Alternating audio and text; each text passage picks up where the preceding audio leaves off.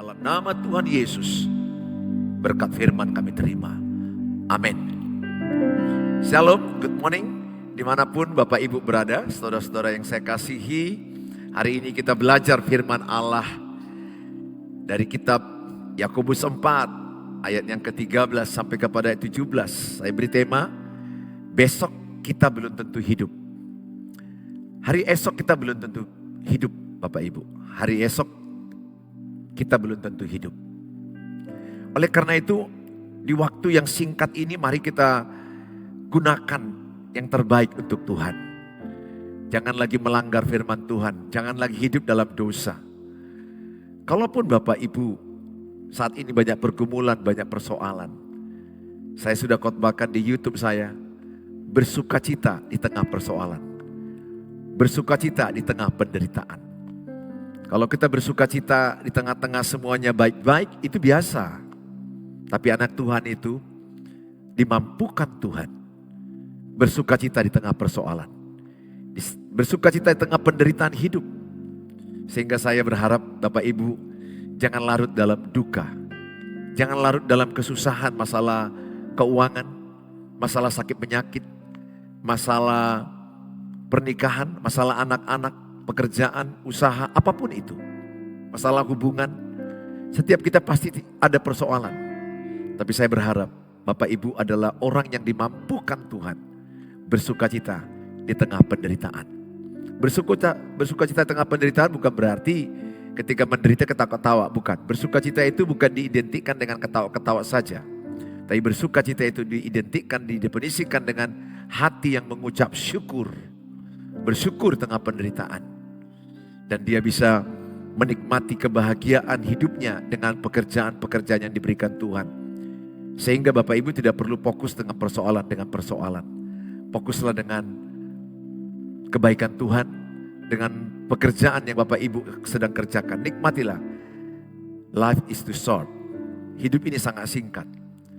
Mari kita menggunakan waktu ini untuk Tuhan dan kita bisa bersukacita dalam Tuhan di tengah kesusahan hidup. Bapak Ibu yang saya kasihi, Yakobus 4 ayat 13 sampai ayat 17. Demikian firman Tuhan, jadi sekarang hai kamu yang berkata, hari ini atau besok kami berangkat ke kota Anu dan di sana kami akan tinggal setahun dan berdagang serta mendapat untung. Sedang kamu tidak tahu apa yang akan terjadi besok. Apakah arti hidupmu? Hidupmu itu sama seperti uap yang sebentar saja kelihatan lalu lenyap. Sebenarnya kamu harus berkata, jika Tuhan menghendakinya, kami akan hidup. Jika Tuhan menghendakinya, kami akan hidup. Sebaliknya, jika Tuhan tidak menghendakinya, kita bisa mati besok. Ya, saudara, jika Tuhan menghendakinya, kami akan hidup. Itu berarti jika Tuhan menghendakinya, kami akan mati bisa juga. Tapi kalau kita hidup dikatakan, dan berbuat ini dan itu. Kalau hidup, kalau mati kita gak bisa berbuat apa-apa lagi. Tetapi sekarang ayat 16, tetapi sekarang kamu memegahkan diri dalam congkakmu. Dan semua kemegahan yang demikian adalah salah. Jadi jika seorang tahu bagaimana ia harus berbuat baik, tetapi ia tidak melakukannya, ia berdosa. Nah saudara, ada banyak orang yang punya rencana seperti ayat 13. Mereka berencana hari ini atau besok kami berangkat ke kota Anu dan di sana kami akan tinggal setahun dan berdagang serta mendapat untung. Sangat baik kita punya perencanaan. Besok kita lakukan apa, minggu depan lakukan apa, bulan depan lakukan apa, tahun depan lakukan apa. Itu boleh-boleh saja. Seseorang yang berhasil tentunya seorang yang punya planning, punya rencana. Bahkan kalau kita tidak punya rencana, kita adalah orang yang gagal. Jadi anak-anak Tuhan Yesus harus punya rencana, master plan, ke depan mau jadi apa. Bagaimana hidupmu, bagaimana usahamu, pelayananmu, anak-anakmu di bulan depan, tahun depan, dan ke depannya lagi. Tetapi jangan lupa pesan Tuhan Ayat yang ke-14, sedang kamu tidak tahu apa yang akan terjadi besok. Apakah arti hidupmu? Hidupmu itu sama seperti uap yang sebentar saja kelihatan lalu lenyap. Maka saya berikan tema tadi, besok kita belum tentu hidup. Besok saya belum tentu hidup. Perencanaan-perencanaan itu baguslah dilakukan, ditulis. Kita doakan. Tapi jangan lupa. Di sini Tuhan mengingatkan apa? Mengingatkan supaya kita melibatkan Tuhan, mengandalkan Tuhan. Dalam setiap proyek, dalam setiap langkah, dalam setiap usaha yang mau kita bangun. Supaya kita tidak congkak. Orang congkak, orang sombong adalah orang yang tidak melibatkan Tuhan dalam doanya. Atau saya bisa katakan orang yang tidak berdoa adalah orang sombong. Karena berdoa itu adalah sikap hati kita merendahkan hati dan melibatkan Tuhan dan menyerahkan kepada Tuhan semua proses-proses yang mau kita jalani. Proses anak bersekolah, proses orang bekerja, buka usaha, memilih pasangan hidup. Libatkan Tuhan. Sehingga ketika engkau memilih pasangan hidup bukan karena hawa nafsumu, tapi engkau memilihnya karena tuntunan Tuhan. Anak-anak muda, jangan engkau dibawa oleh hawa nafsumu untuk memilih pasangan hidup. Pasti di depanmu itu akan kehancuran yang kau hadapi. Pernikahan yang broken, pernikahan yang susah, pernikahan yang akan penuh penderitaan. Makanya kita belajar dalam segala hal kita melibatkan Tuhan. Bapak Ibu, di poin yang pertama, kita diajarkan di ayat yang 15. Sebenarnya kamu harus berkata, jika Tuhan menghendakinya, kami akan hidup dan berbuat ini dan itu. Di poin pertama ini bicara, libatkan Tuhan. Libatkan Tuhan.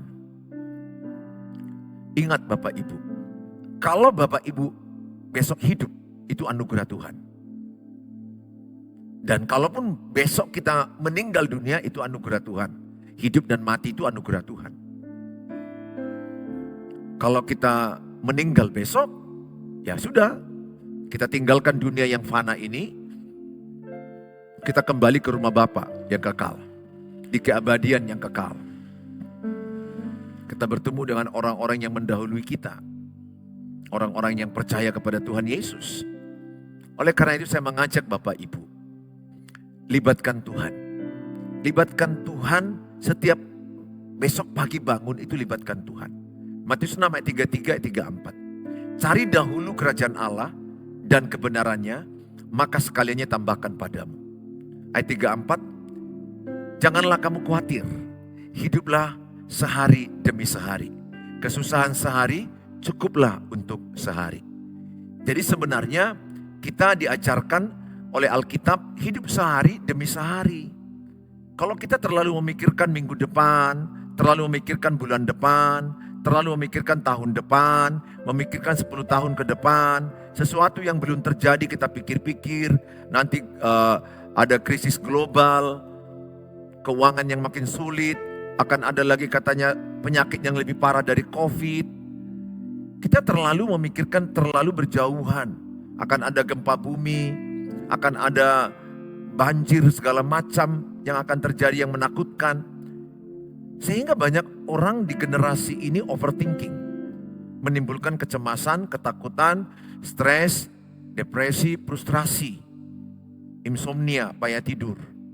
Karena terlalu memikirkan besok, besoknya lagi, bulan depan, tahun-tahunnya ke depan.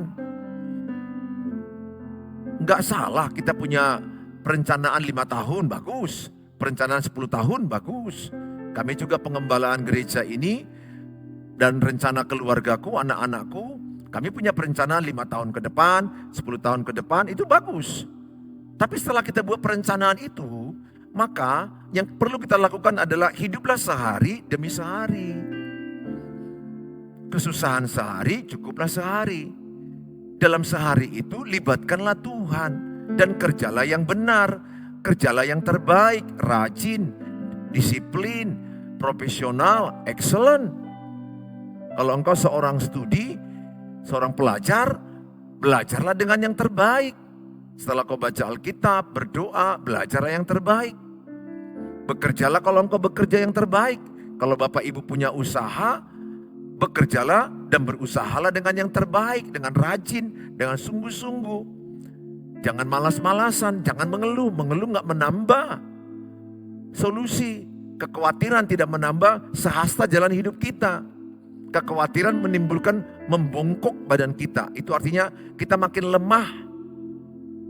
Mengeluh itu mendatangkan kelemahan. Mengeluh itu mendatangkan kematian bahkan. Dalam hidup seseorang yang mengeluh akan cepat mati. Jadi libatkan Tuhan. Tuhan yang memberi kehidupan, Tuhan yang mengambil kehidupan.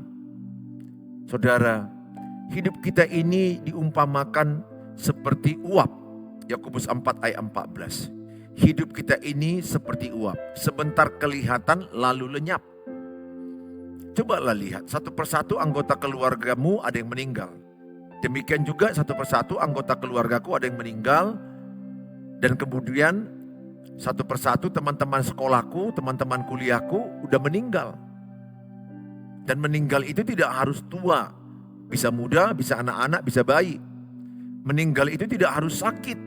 Sehat-sehat pun banyak yang meninggal.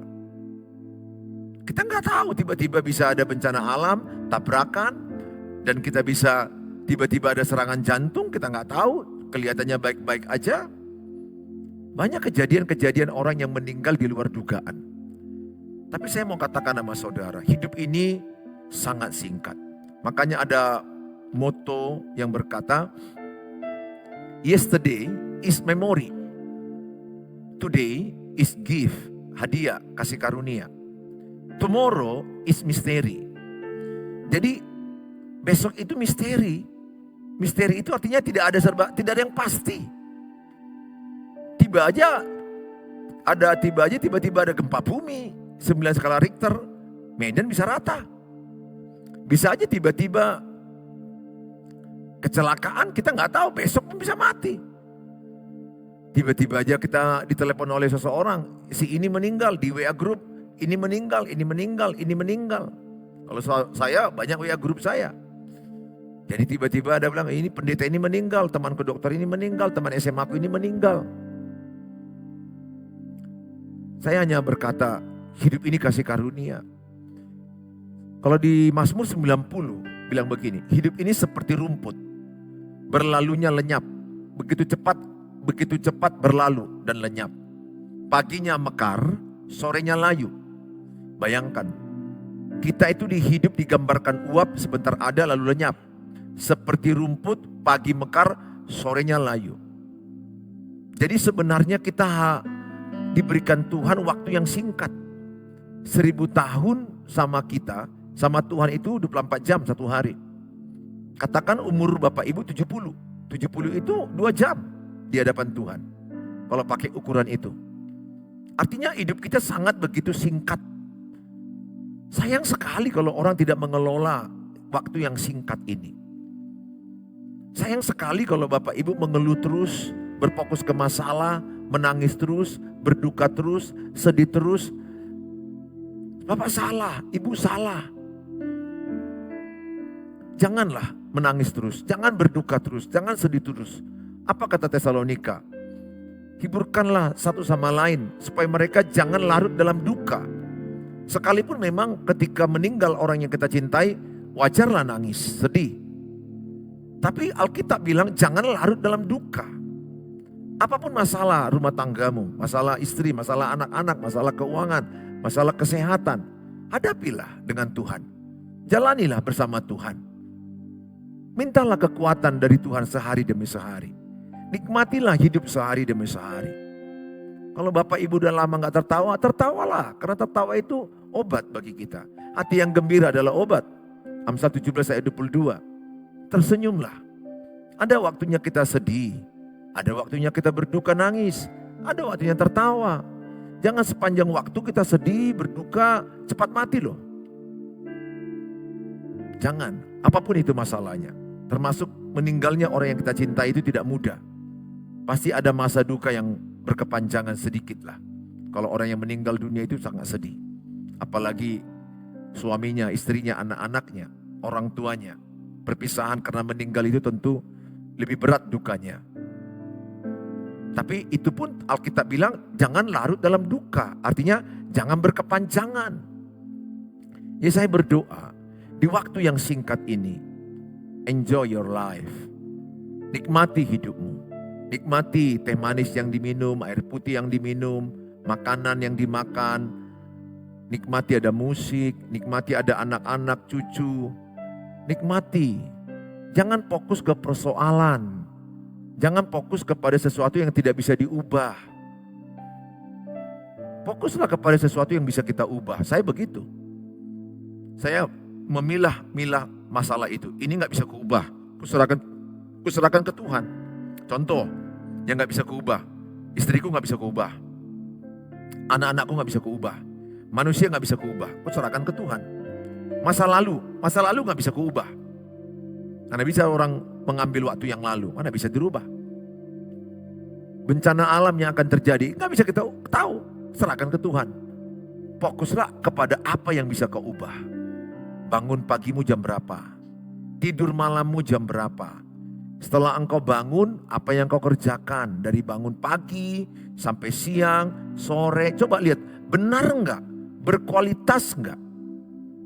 Makanya aku percaya kalau ada anak Tuhan itu yang miskin, susah, minjam-minjam, berutang-utang kemana-mana terus menerus 10 tahun, 20 tahun, 30 tahun, 50 tahun. Makin lama ikut Tuhan makin susah hidupnya, makin gak ada uangnya. Saya bukan mengatakan miskin itu dosa. Tapi Alkitab bilang Efesus 5 ayat 15 ayat 16. Cobalah perhatikan cara hidupmu dengan baik. Cobalah teliti apakah cara hidupmu benar menggunakan waktu 24 jam ini. Apakah kita menggunakan waktu ini dengan seksama, dengan teliti. Jangan-jangan ibu-ibu banyak nonton drakor, gosip, nangis, mengasihani diri sendiri. Jangan-jangan bapak juga banyak ngopi-ngopi, termenung, menyesali nasib, memikirkan masa lalu. Kemudian hidup kita enggak kita maksimalkan, enggak produktif. Waktu kita tidak semangat, tidak sukacita, sehingga hidup kita tidak jadi apa-apa. Berlalu 24 jam, enggak ada apa-apa kemajuannya. Berlalu seminggu, berlalu sebulan, berlalu setahun, hidupnya enggak lebih baik. Berapa banyak orang menggunakan waktu bertahun-tahun hidupnya makin buruk. Karena pergaulannya buruk. Karena dia buruk menggunakan waktu yang ada. Dia tidak menjaga kesehatan, tidak olahraga, tidak jaga makan, tidak jaga waktu tidur, tidak jaga pergaulan, tidak mengelola keuangan dengan baik, tidak mengelola waktu dengan baik, tidak membaca buku-buku berkualitas atau YouTube yang berkualitas. Aduh, saya sedih lihat banyak orang. Waktu ini singkat, seperti uap sebentar ada lalu lenyap. Satu persatu kita lenyap. Satu persatu temanmu yang di grup WA meninggal. Saya tiba-tiba teman sekelasku 2 orang sekali meninggal. Teman SMA. Begitulah hidup ini. Saudara yang saya kasihi, ayo libatkan Tuhan. Apapun yang mau kerjakan, kerjakan yang terbaik untuk Tuhan. Kolose 3:23, kerjakan segala sesuatu dengan yang terbaik untuk Tuhan. Excellent. Berjuang, semangat. Percayalah, Kolose 3:24, upahmu dari Tuhan.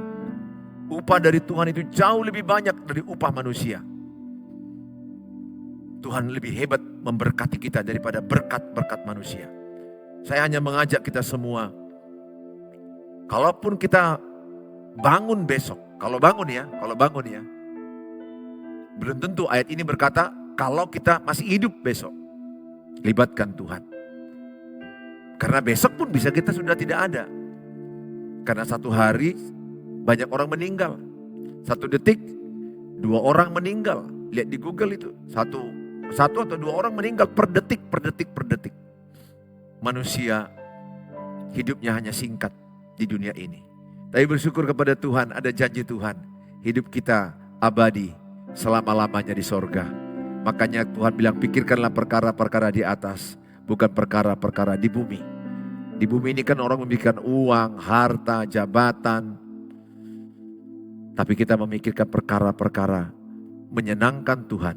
Hal-hal surgawi, hal-hal kekal, jiwa-jiwa dimenangkan, jiwa-jiwa dimuridkan. Saya mengajak semua kita, kalau kita masih hidup hari ini itu anugerah. Besok kita hidup itu anugerah. Jangan sia-siakan kasih karunia Tuhan. Saudara, yang kedua adalah dikatakan, tetapi sekarang kamu memegahkan diri dalam congkakmu. Dan semua kemegahan yang demikian adalah salah. Hiduplah rendah hati. Ini poin kedua. Di ayat 16, ada banyak orang di waktu yang singkat ini pun congkak, sombong. Amsal 18 ayat 12. Keangkuhan awal kehancuran. Yakobus 4 ayat 6. Allah menentang orang congkak, Allah mengasihani orang yang rendah hati. Allah meninggikan orang yang rendah hati. Allah merendahkan orang yang tinggi hati. Saudara, kalau engkau tidak mau mengampuni orang lain, engkau sombong. Kalau engkau masih mau bertengkar, engkau sombong. Amsal 13 ayat 10. Keangkuhan awal pertengkaran. Jadi saya bisa katakan, orang yang bertengkar itu orang angkuh, orang sombong. Matius 11 ayat 29. Belajarlah kepadaku, sebab aku rendah hati dan lemah lembut, kata Yesus. Maka jiwamu akan tenang. Artinya orang yang lemah lembut, orang yang rendah hati. Lemah lembut itu artinya mudah diacar, mudah dibentuk. Orang yang rendah hati, kata Alkitab, jiwanya akan tenang. Dia memimpin bukan berarti gak boleh tegas. Boleh. Marah? Boleh. Kalau diperlukan. Tapi motivasi marahnya karena kasih dan kebenaran. Dan caranya benar. Sehingga pembawaan orang yang hidup rendah hati itu, dia gak mau tersinggung. Saya bisa katakan kalau saya ini mudah tersinggung, kemungkinan besar saya ini orang sombong. Kalau saya benar-benar rendah hati, ya sudah, orang saya sudah rendah, yang mau direndahkan orang ngapain tersinggung lagi? Orang saya sudah rendah hati, udah rendah kali pun. Mana kena lagi? Mana kena lagi tersinggung? Karena saya udah rendah. Kalau saya rendah hati, saya tidak akan tersinggung. Tapi kalau saya tersinggung, sakit hati, kepahitan, kecewa, saya orang sombong. Saya berdoa, Bapak Ibu, jauhkanlah kesombongan dari hidupmu. Jauhkanlah perasaan lebih baik dari orang lain. Bahkan di gereja itu ada perasaan aku lebih rohani daripada dia. Aku lebih layak maju ke mimbar, ke altar melayani daripada dia. Banyak kesombongan-kesombongan rohani di gereja. Bahkan pendeta pun menghakimi gereja ini palsu. Gereja ini tidak ke sorga. Gereja ini sesat. Ilmu padi semakin berisi semakin merunduk. Semakin rendah hati. Gak perlu kita menghakimi ini gereja palsu, pendeta palsu, gereja sesat. Biarlah Tuhan hakim. Ngapain kita ambil posisi Tuhan? Kan Allah adalah hakim. Saya belajar menjadi pribadi yang sama dengan Tuhan Yesus. Tidak mau menghakimi siapapun. Tidak mau menghakimi. Tuhan itulah hakim. Saya mau belajar kepada Tuhan Yesus yang rendah hati. Sampai sekarang pun belajar rendah hati. Bahwa saya tidak lebih baik dari siapapun, penjahat sekalipun. Pelacur sekalipun, saya tidak lebih baik. Kalau saya bisa seperti ini, kasih karunia Tuhan. Dan sebagai pendeta pun masih ada kekurangan lah. Masih ada kesalahan. Kalau dipakai Tuhan ukuran perbuatan kita ke sorga, kita semua gak ada ke sorga. Kita ke sorga itu hanya karena kasih karunia Tuhan. Dengan iman percaya kepada salibnya. Dia bangkit pada hari yang ketiga. Oleh karena itu saya mau katakan kepada Bapak Ibu. Belajar rendah hati. Jiwamu akan tenang. Apapun masalahmu, kayak mana Pak Pendeta suamiku lari. Kalau ibu rendah hati, jiwamu tenang. Serahkan sama Tuhan. Ibu udah marah. Ya wajar marah. Mana ada yang gak marah kalau lihat pasangan pergi dengan yang lain. Saya biarkan itu. Marah, menjerit, silakan. Harus. Mana mungkin pasangan kita pergi dengan yang lain, kita biarkan diam. Nah saudara, setelah itu apa? Serahkan kepada Tuhan. Pesanku sama saudara, serahkan hidupmu kepada Tuhan. Orang yang rendah hati itu orang yang berdoa, berlutut, berserah kepada Tuhan. Tidak mengandalkan kekuatan, tidak mengandalkan pikiran, tidak mengandalkan kemampuan, tapi mengandalkan Tuhan, tetapi tetap berpikir keras, bekerja keras, berusaha keras. Tapi di atas segalanya, Tuhan yang diandalkan. Bukan usahanya, bukan pikirannya, bukan uangnya. Taruhkan pengharapanmu kepada Tuhan. Bukan kepada uang, bukan kepada deking, bukan kepada kenalan. Taruhkan pengharapan kepada Tuhan. Dan lakukan bagianmu yang terbaik. Saya berdoa Bapak Ibu, semua kita belajar menjadi pribadi yang rendah hati. Kita buang sikap-sikap sombong dari diri kita. Kita buang kata-kata menghakimi orang. Kita buang sikap-sikap merendahkan orang. Kita buang sikap menggosip orang, memfitnah orang. Bagaimana responmu kalau engkau melihat orang yang jatuh dalam dosa? Alkitab bilang Galatia 6 ayat 1. Tuntunlah dia dengan roh lemah lembut, dengan kasih kepada kebenaran. Bukan menghakimi. Jadi ketika kita jumpa orang yang berzina atau berbuat dosa, jangan kita hakimi. Alkitab bilang tuntunlah dia kepada kebenaran. Dengan roh lemah lembut dan kasih. Sembari menjaga dirimu sendiri supaya engkau tidak jatuh dalam pencobaan. Jadi kalau kita menghakimi, nggak lama lagi kau jatuh. Saya udah jumpai orang-orang yang sok menghakimi. Oh kau dia ini penjina, dia ini pendosa, dia nggak lama lagi jatuh. Makanya kita bilang selumbar di mata orang kita lihat, sebalok di mata kita nggak lihat. Artinya apa itu? Jangan hakimi orang. Kedua, bereskan dulu balok di mata kita. Bereskan dulu dosa kesalahan kita. Baru bantulah orang keluar dari selumbar itu. Ini kita hancur tapi sok-sok menghakimi orang. Orang-orang yang suka menghakimi, merendahkan orang itu orang sombong. Orang yang merasa lebih baik, lebih rohani, lebih diurapi, lebih benar. Orang sombong. Orang sombong itu ciri-cirinya seperti itu. Kalaupun kita sekarang ini dipulihkan, saya dipakai Tuhan. Pernikahanku dipakai Tuhan, keluargaku dipakai Tuhan, anak-anakku dipakai Tuhan. Itu semua karena kasih karunia Tuhan. Dan saya tetap berkata Amsal 4 ayat 23. Jagalah hatimu dengan segala kewaspadaan. Karena dari situ terpancar kehidupan. Maka yang penting saya lakukan apa? Saya jaga hati saya. Supaya hatiku jangan jatuh kepada kesombongan. Karena kesombongan itu masuk sendiri tanpa kita sadari. Orang sombong kan tidak ada ngaku sombong. Mana ada orang sombong bilang aku sombong? Gak ada. Dia gak sadar bahwa sudah masuk kepada jerat kesombongan, keangkuhan. Yang suka menghakimi orang, merendahkan orang. Seburuk-buruknya orang, jangan kita rendahkan. Kasihi, tuntun dia dalam kebenaran, doakan dia. Saudara, berdoalah. Orang yang rendah hati itu berdoa. Orang yang tidak berdoa, orang sombong. Aku percaya ketika kita merendahkan hati, kita akan ditinggikan Tuhan. Yang ketiga adalah tetaplah berbuat baik. Ayat 17. Jadi jika seorang tahu bagaimana ia harus berbuat baik tetapi ia tidak melakukannya, ia berdosa. Jadi di waktu yang singkat ini tetap berbuat baik. Tetap berbuat baik. Di waktumu yang singkat ini tetap berbuat baik. Ditampar pipi kanan, kasih pipi kiri. Balas kejahatan dengan kebaikan. Roma 12 ayat 20-21. Kalahkan kejahatan dengan kebaikan. Saya percaya kuasa kebaikan itu akan bekerja mengubah orang-orang yang menyakitimu. Gak gampang memang, tapi ada Roh Kudus. Roma 5 ayat 5 dikatakan, kasih itu bekerja oleh Roh Kudus. Roh Kudus itu yang memampukan saya membalas kejahatan dengan kebaikan. Manalah muda ditampar pipi kananku, ku kasih lagi pipi kiri. Manalah muda ku kasih makan, minum seteruku, musuhku. Yang udah menggosip aku, memfitnah aku, itu gak mudah. Tetapi dalam Tuhan Yesus, oleh kuasa Roh Kudus, engkau dimampukan.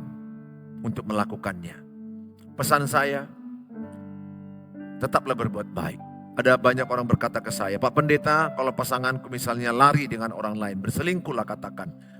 What I do, apa yang saya lakukan? Yang pertama saya katakan, berdoa. Berdoa, bawa ke Tuhan. Kedua, tetap berbuat baik.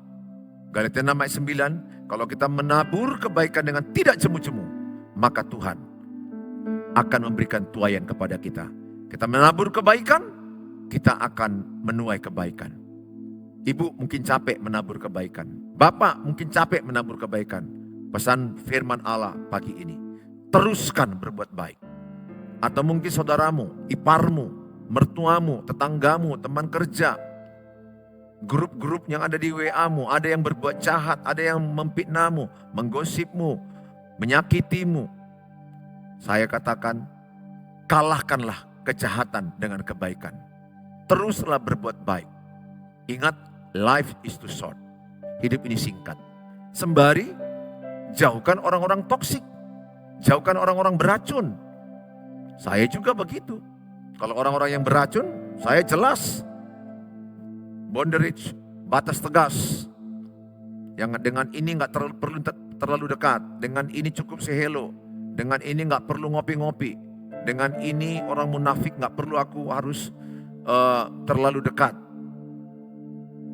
Ya, ada orang yang memang bermuka dua. Di depan kita baik, di belakang kita dihancuri kita.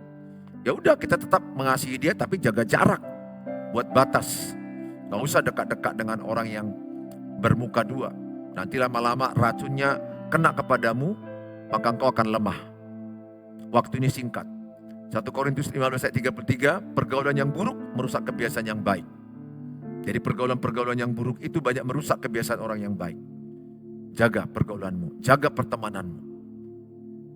Ya, kalau saya makin baik di tahun depan, di tahun ini, karena pergaulanku baik.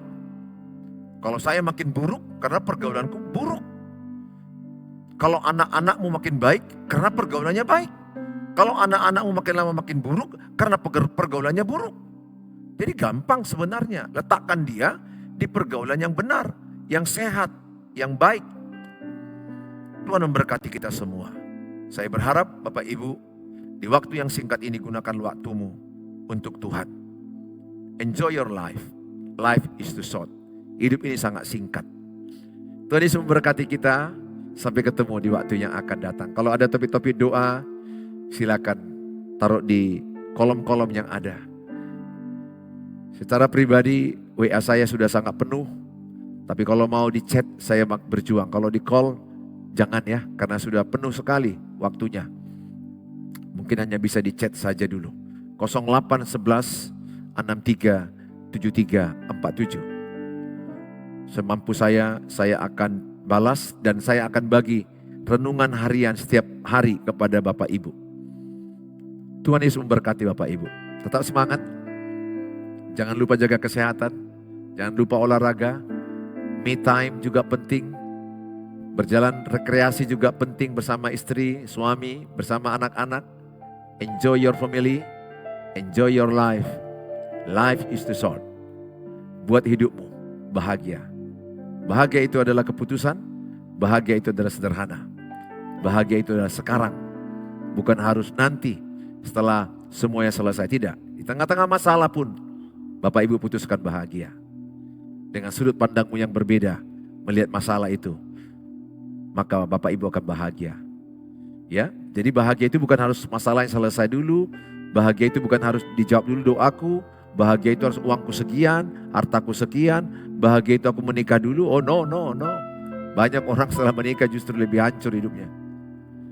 Jadi gak usah buat ukuran itu. Bahagia itu now. Bahagia itu adalah keputusan. Bahagia itu adalah simple, sederhana. Ya, dalam Tuhan Yesus kita akan bahagia di tengah penderitaan, di tengah persoalan. Kita bisa senyum, tertawa, dan produktif. Tuhan Yesus memberkati kita. Sampai ketemu di waktu yang akan datang. Kalau saudara diberkati, share-lah YouTube channel Suheri Gultom kepada berbagai teman grup-grup WA, anggota keluarga, supaya mereka juga terberkati. Tuhan Yesus memberkati kita. Mari kita berdoa. Bapa di sorga, kami berdoa Tuhan bagi jemaat-Mu yang sudah menaruhkan topik-topik doa yang ada di kolom-kolom baik di Facebook dan di YouTube. Hamba-Mu berdoa dalam nama Yesus, urapilah setiap mereka yang meminta hal-hal yang sangat urgensi. Khususnya mereka sedang bergumul masalah keuangan, menjelang persiapan Natal dan Tahun Baru ini. Pekerjaan, usaha mereka, keuangan mereka yang hancur. Hamba-Mu berdoa dalam nama Tuhan Yesus. Berilah mereka berkat hikmat menggunakan keuangan, kepintaran, kecerdasan, kemampuan mengelola keuangan. Mampukanlah mereka Tuhan mengelola keuangan dengan benar, mengelola keuangan dengan baik, sehingga mereka punya pembukuan keuangan. Mereka yang mengalami kesusahan ya Tuhan, di dalam sakit penyakit, Hamba-Mu berdoa, berilah mereka kekuatan, semangat dengan iman bahwa sakit mereka hilang dalam nama Tuhan Yesus. Bahwa mereka semakin hari semakin sembuh, semakin hari semakin pulih. Hamba-Mu berdoa dalam nama Tuhan Yesus. Biarlah urapan-Mu mengurapi obat-obat yang mereka makan, rumah sakit, klinik, tenaga medis yang mereka kunjungi. Urapilah Tuhan, jadikanlah mereka sehat dan sembuh. Apalagi menjelang masa-masa Natal dan Tahun Baru ini. Hamba-Mu berdoa juga Bapa dalam nama Tuhan Yesus. Bagi mereka yang punya persoalan hubungan dalam pernikahan, dengan anak-anak, dengan keluarga mertua, dengan keluarga mereka. Pasangan-pasangan mereka yang lari dengan perempuan lain, dengan laki-laki lain. Hamba-Mu berdoa dalam nama Tuhan Yesus, urapilah Tuhan. Supaya pasangan mereka dijamah Tuhan.